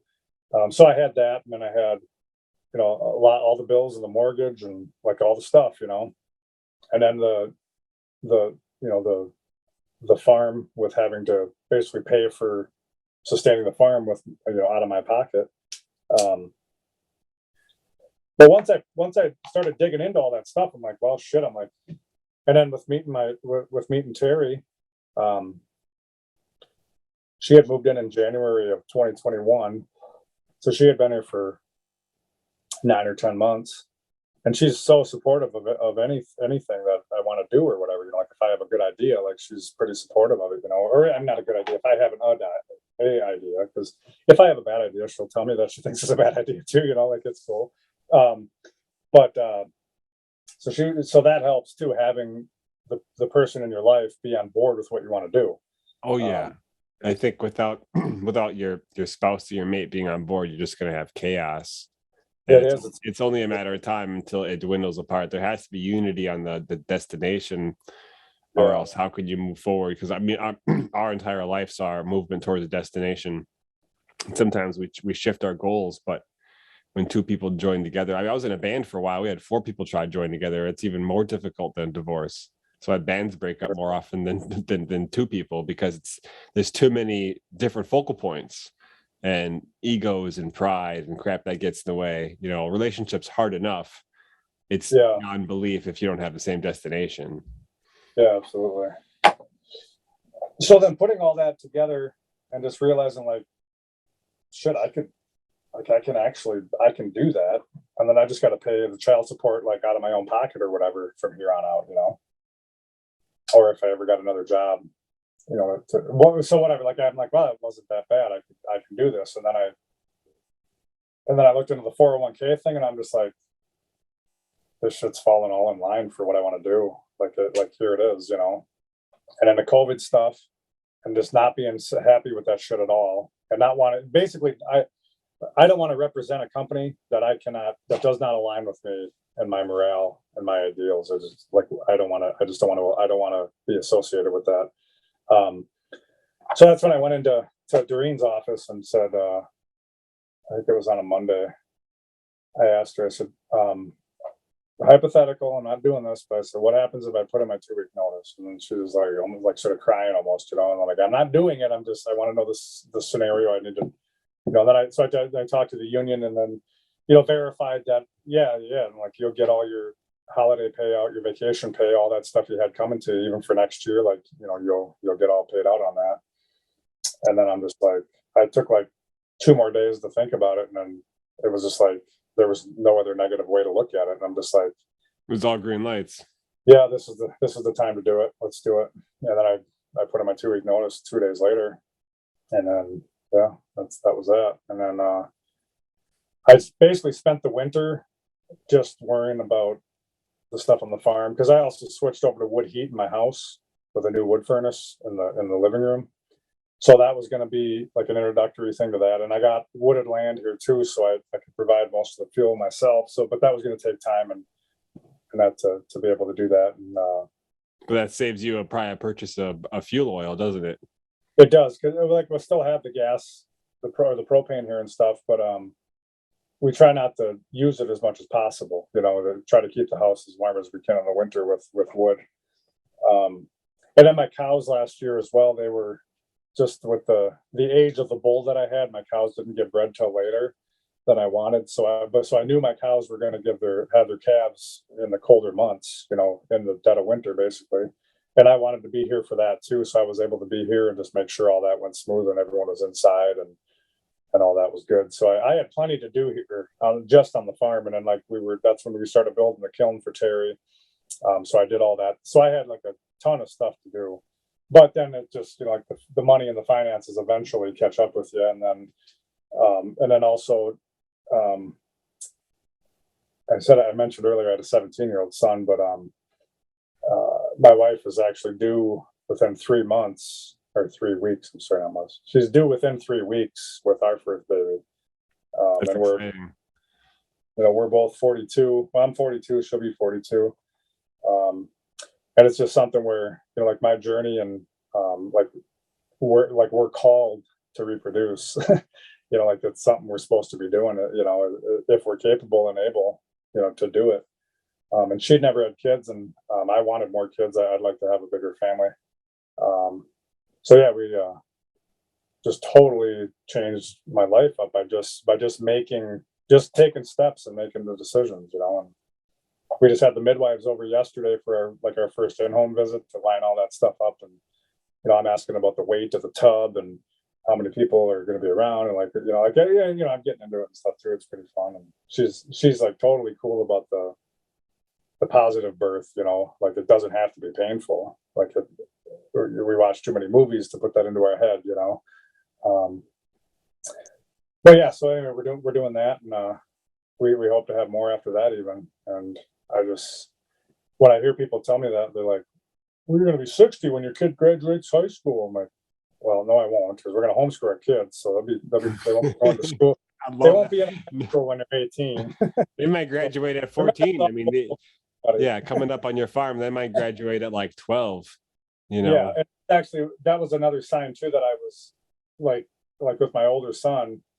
I was 25 when he was born, and that was like, again, I was, my young man age or my young man days doing wild stuff, and but just knowing that, not ever meeting my father, that like what that did to my life and how it affected my life, and then like it's still like that empty hole that I still got because I don't have never met my father. It's like it'll never be filled. It can't be until it's until maybe I see him again or whatever. But so the way my oldest son has turned out too, that was encouraging too. That even in my roughest and hardest days, I still managed to raise a pretty good kid with him and his mom. We were separated, but we got along and stuff, so we did a good job raising him in that. That's awesome. But yeah, Actually, he was my helper when I was spreading mulch. My very first season on your land, when I was laying down cardboard and bringing out mulch to do the Paul Gauchi back to earth method, he was there and he came out willingly to help me, and we talked about hemp, and we talked about skateboarding and action sports, and it's great. He was a great kid. I mean, that was years ago, and that was the last time I saw him. But he, not every kid's going to come out there and help their dad's friend they've never met before spread mulch so he can grow hemp. It's a unique thing, and I thought it was cool. Yeah, so he just got done with his junior year in high school, and I was trying to convince his mom to let him just drop out of school, because he's already started like a couple of his own businesses. He's got his own little clothing He should line. be in Autonomy. That's his college right there. Didn't even think of that really, but yeah, he started with, he's got a website where he sells his own clothes. He's got his own brand name for his clothing line. He goes to Goodwill and he buys old clothes and then just takes them home, and he's got a nice sewing machine, and he just like stitches together like pants and shirts and jackets and different hats and stuff with different logos on them. Amen. So he started doing that, and then he goes to these big skateboarding events in the cities, like in the big cities in Chicago and that, and then he'll try to sell some of his stuff there for those type of events, and he's 15 and 16 when he's doing this. That's awesome. He's already got entrepreneurial spirit. Yeah, so he started detailing cars even. He's like, I always suggested this years ago to him. I just never had the time to do it. I'm like people pay you $100 to clean their car out. Like, you could just have like a little crate of some basic supplies and some cleaning rags or whatever, and a vacuum or whatever, and people pay good money just to clean their car out, and you could make it. So he eventually started doing that. So now he makes like $75 or $80 a car just cleaning some cars out. He's already bought like 4 vehicles with his own money. He's only 17, so he does the souped up lawnmower cars. Like when I hear him coming, I'm like, "Oh, you brought your lawnmower this time," like that. But it's like with them goofy mufflers on them and that. Yes, I do know what you're saying. Stuff. But now he's got a full-time welding job, so he knows how to weld, and he's making good money as a full-time welder at 16 years old. He'll be 17 in a couple of days. But so like just knowing that, like him being out here as well, growing up on the farm and having responsibilities and being able to utilize what I've done out here to help with me and my growth, and then also with my son, and putting good values into him as well, so that's encouraging too, to know that, yeah, man, let's have more kids, let's do this. I think that's fantastic. So I applaud your attitude about it. I mean, a lot of people it's one for me and one for you, and thank God we're finally through, and then we get to enjoy our later years in life. Yeah, even though that's the common attitude or whatever. No, I agree. Children are difficult, and I don't think people should flippantly just have children. I think it's a decision and a commitment. I know sometimes other forces decide when you're having children. It isn't really a choice we make, we just got to roll with the punches and take things as they come. But I will say, for me and my wife and the 4 children we have, is the greatest learning lesson we've ever had about who we are as me as Daniel, my wife as Ellie, like how we figure out ourselves has been having babies, raising children, being challenged by all the interruptions that come with that. You don't really realize how selfish you are until you have a baby, and then you don't realize how you're still pretty selfish until you have another one, and then it just kind of continues as life goes on. But now, I mean, my oldest is 14, my youngest is 7, and I'm entering the stage you're talking about where they're starting to be productive on their own. They're having their own output, like your son with his business that he started, and now teaching, learning welding, like at such a young age. Those are skill sets that you could just carry indefinitely. And I think I'm going to have to send you a link for him that you should send him about regarding autonomy, because if he's already starting his own business, if he goes through autonomy, I'll guarantee you he'll be supercharged to take whatever he's doing to the next level, because that's what's happened to me. I couldn't say it loud enough. I mean, to be able to sit in this position, to host a podcast, and even with the stuff I've learned in the course to apply here, I couldn't imagine. That's what I'm actually aiming for, is to try to get more people between like 16 and 20 to come into autonomy as an alternative for high school, as an alternative for tech school or college, because there's so much skill set, not to mention the community, because it's a lifetime membership. You join autonomy, you get to connect with these people for as long as you're connecting to them and as long as they're there. And some of the people on the call tonight are graduates from like season 3, like they've been around for years. Season 8's about to start, so it's pretty unique. And it seems like the quality of person as well is going to be different. Like if you go to a university or whatever, you're gonna be around certain people that are raised a certain way or have certain ideals and beliefs, ethics, whatever. But it sounds like the people that you're involved with the autonomy is it's going to be people that are they're aware of a lot of these issues that we talk about. Yeah. Well, not only that, there's all the the lies and the corruption and all this stuff. So to be able to inject that or have that knowledge along with helping other people, in a business atmosphere or like a network, that's huge to have people that are aware of all that stuff. Yeah. No, and have things to offer in return, like. I see people a lot, like well-meaning, good Republican people, and like they're like they just, I don't know. It's just like they really think Joe Biden is calling all the shots and he's in charge of all the oil prices and all this stuff, and he's an idiot though. He's dumb, but it's funny. Oh man, he's a bad president. And I'm just like, I got to go home. I don't have time.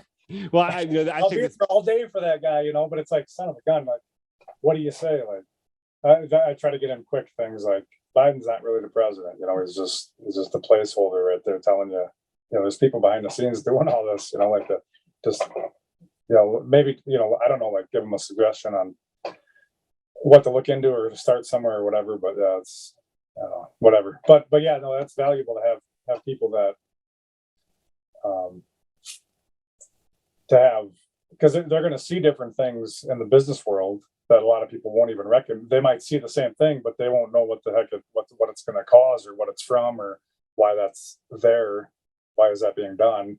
They'll see it, but they won't know much about it. But if you're aware of a lot of these things, these issues, and these things that go on, you can pinpoint stuff and then be able to share that with others. Yeah.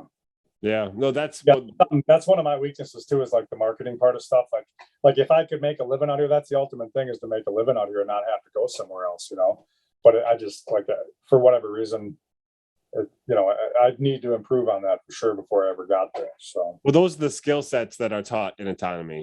The skill sets of interviewing, copywriting, digital marketing, all that stuff it's all in autonomy. And if people don't get it their first season, they can do it the second season. I mean, that's why I'm doing this podcast as a placeholder in between the end of season 7 and the beginning of season 8, just to continue to facilitate meetings, to put something out, to have people talk about, because there's these groups on Discord and Circle, which is a new one we just started, to keep people connected to what they've got during the 12-week course. It's so intense because there's so much going on that a lot of times during the off break in between seasons, you get a chance to catch up on a different thing you didn't get to.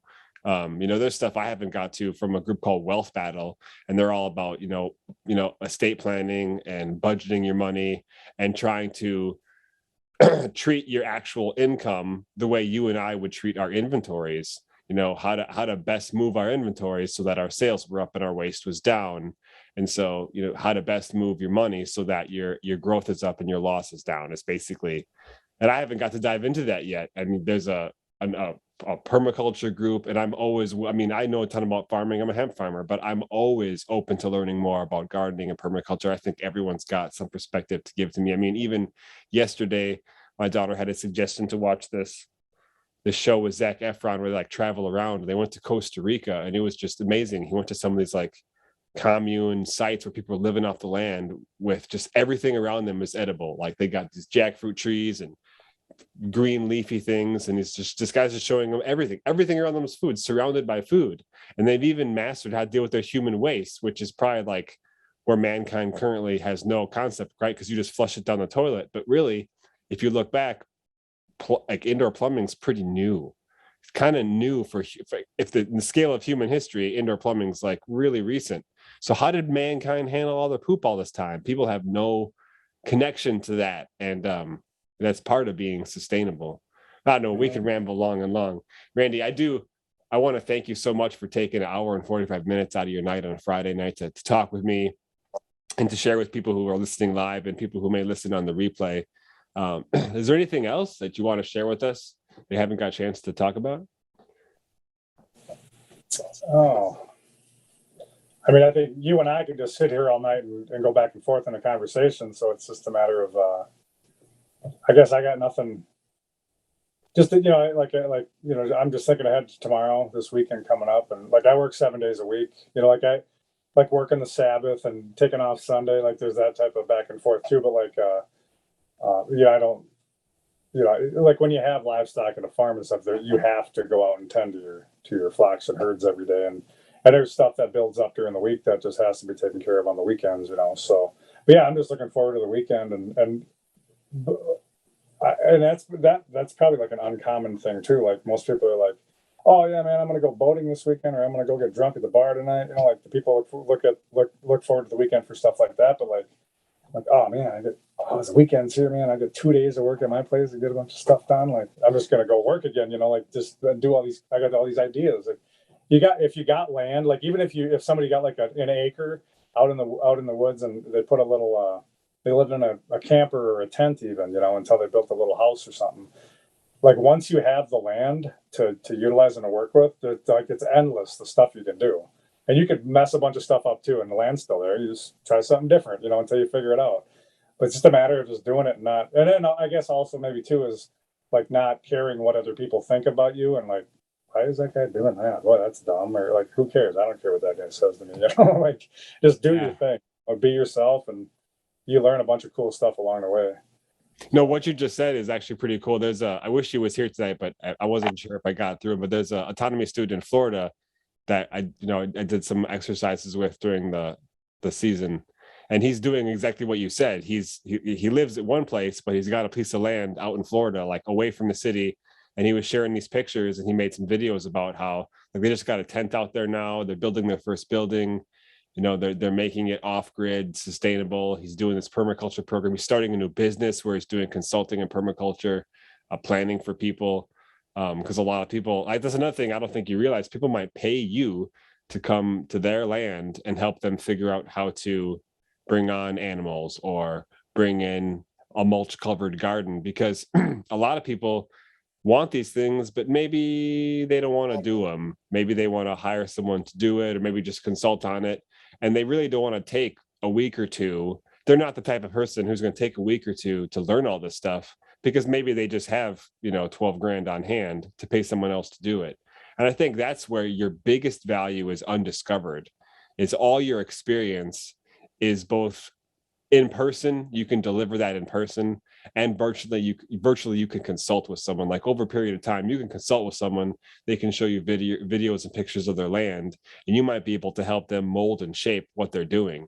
And that's kind of what TJ's doing in Florida, if I understand it correctly. But you've studied and mentored yourself by experience, and I think he went through a course that teaches some of these things. And I don't remember where. I have to ask him. I don't want to misquote and say where it was from, but permaculture is a big thing right now. Everyone's trying to grow their own food when they hear Bill Gates is buying it up and bringing out crickets. So anywho. Yeah, it's crazy. But that was the thing with those all the beef cows that died in the Midwest a few weeks back. Yeah, that's real fishy. Because if it's so hot in Kansas, how come all the cows in Texas and New Mexico ain't dead? Well, and we had 100-degree temperatures over here, and the breed of cattle I have are they're all black.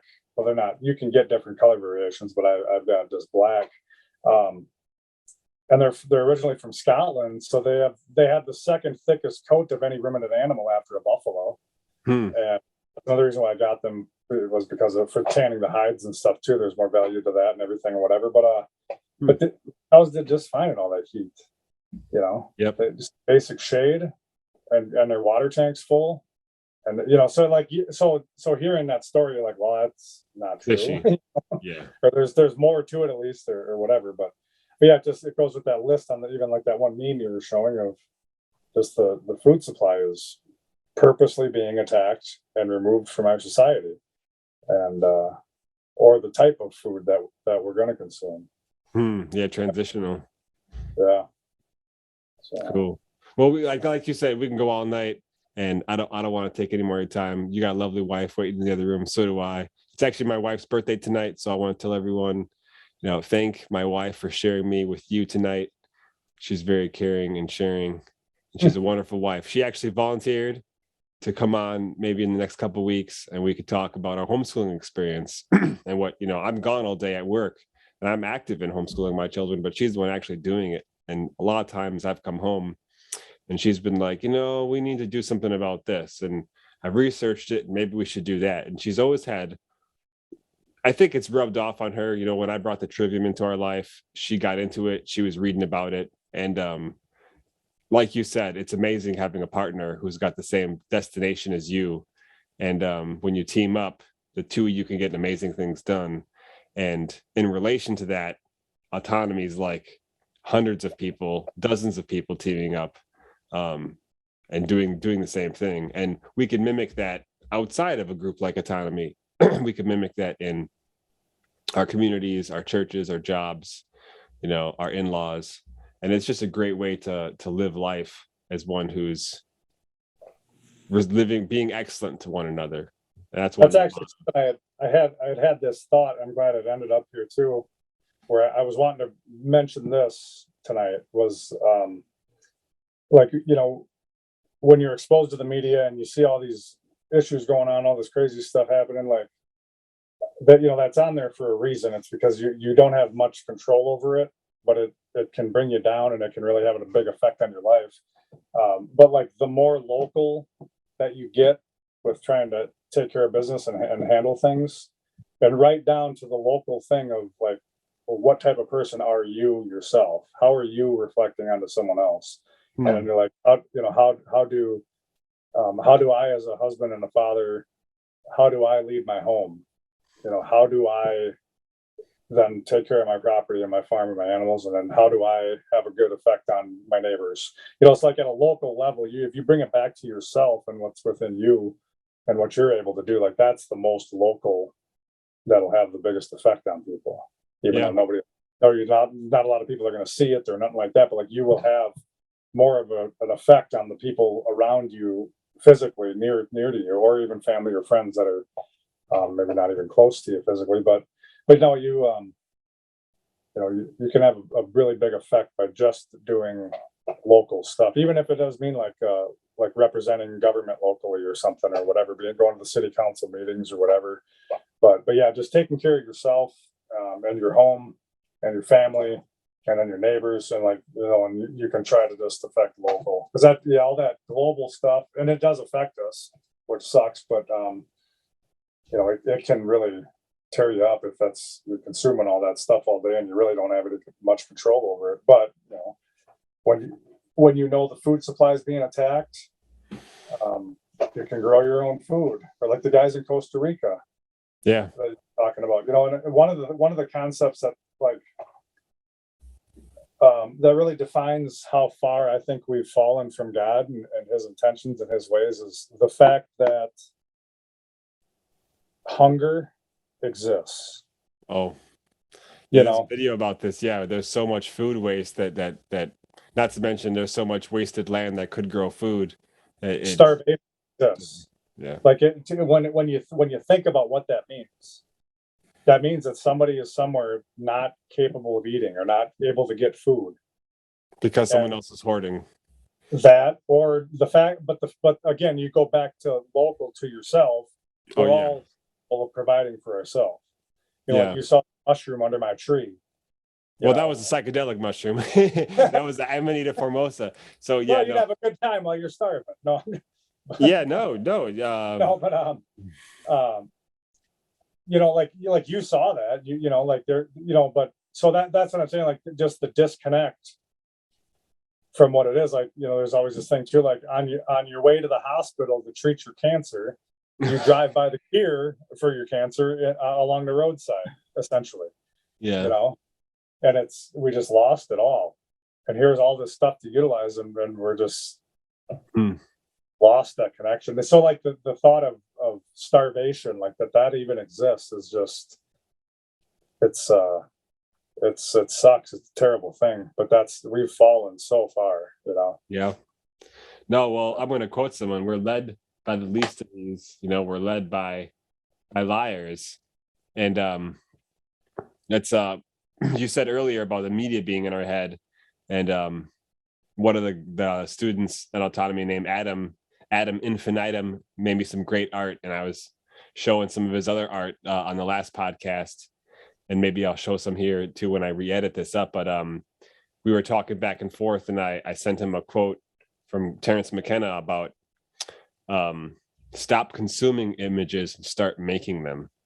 So instead of you consuming someone else's image that maybe affects your brain, you start creating images and putting them in front of other people, so you could be the person affecting brains, as opposed to your brain being infected. And I thought that was really cool. And in that same back and forth, I shared with him a quote, which is actually airing tonight on the War Against Us All. And towards the end of the second part, there's this long clip Richard put in where Terence McKenna is talking to an audience, and they ask him, like, how do we fight back? And he says, by making art, by putting the art pedal to the metal, and injecting new, whether it's a visual, a video, or because art even means crafted by your hand. So like what you've done with your hand on that land, like every piece of land that you've changed, modify, what you've done with the animals you've sold to people that were raised and fed people who just bought eggs. I mean, me and my wife bought eggs from you forever. I come to work and be like, yeah, I kind of get 6 more dozen eggs, bada boom, bada bing. And then we got chickens. But yeah, I mean, all that stuff, we take it for granted, but I think that pays forward in each individual person's life to see that it's not impossible. It's within our reach. We shouldn't doubt ourselves. We should really believe we're capable. Again, another thing we're taught in Autonomy is you don't realize your potential because you spent 18 years in an institution telling you don't have any potential, telling you're a cog in a wheel, go fit in over here, listen for the bell to shock you awake in the morning, listen for the bell to give you permission to go home.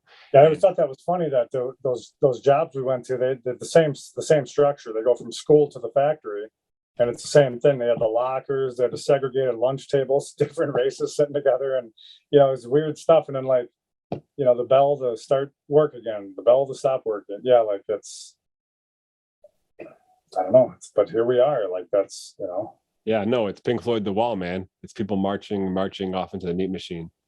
Randy, we have kicked it out of the park tonight. I'm super excited to both as a friend catch up, but to get your story recorded and share. It's going to be a big blessing for people who come into Autonomy. Even in season 8, they're going to look and see this as something they can catch up on from the summer. So I really thank you for taking the time to inject your experience into the future to those who will listen. So all the best to you, my man. God bless. We'll be catching up soon. That ends this episode of Autonomy Summer School. We will see you next time.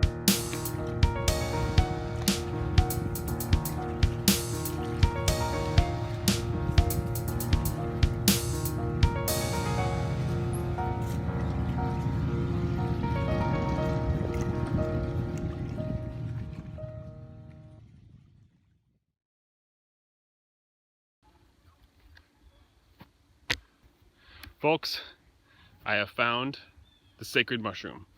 That's right. This is the Amanita formosa. This is the yellow version of the Amanita muscaria. That's the red one.